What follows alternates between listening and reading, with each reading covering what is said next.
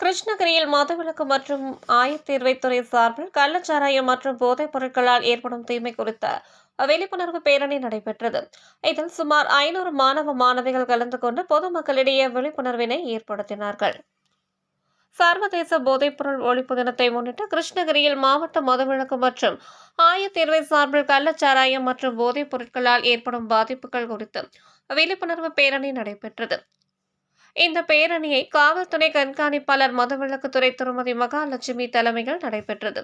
மேலும் கிருஷ்ணகிரி அரசு ஆண்கள் மேல்நிலைப் பள்ளியில் இருந்து துவங்கிய இந்த விழிப்புணர்வு பேரணியை உதவி ஆணையர் திரு பழனி கலந்து கொண்டு கொடியசைத்து துவக்கி வைத்தார்.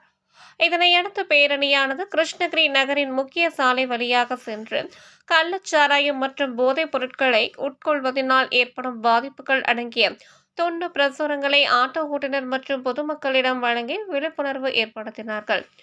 மேலும் இந்த விழிப்புணர்வு பேரணியின் போது சுமார் 500க்கும் மேற்பட்ட மாணவர்கள் கலந்து கொண்டு விழிப்புணர்வை ஏற்படுத்தியதோடு காரணங்கள் கொண்டு உடலுக்கு தீங்கு விளைவிக்கும் போதை தரும் பொருட்களை உட்கொள்ளவே விற்பனை செய்ய மாட்டோம் என உறுதிமொழி எடுத்துக் கொண்டனர்.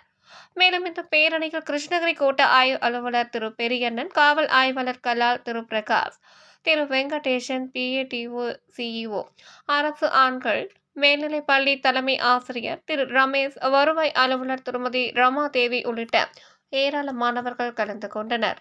உங்கள் தேடல் நியூஸ் சேனலை லைக் பண்ணுங்க, ஷேர் பண்ணுங்க, கமெண்ட் பண்ணுங்க, ஆல் பெல் பட்டனை கிளிக் பண்ணுங்க, மறக்காம சப்ஸ்கிரைப் பண்ணுங்க.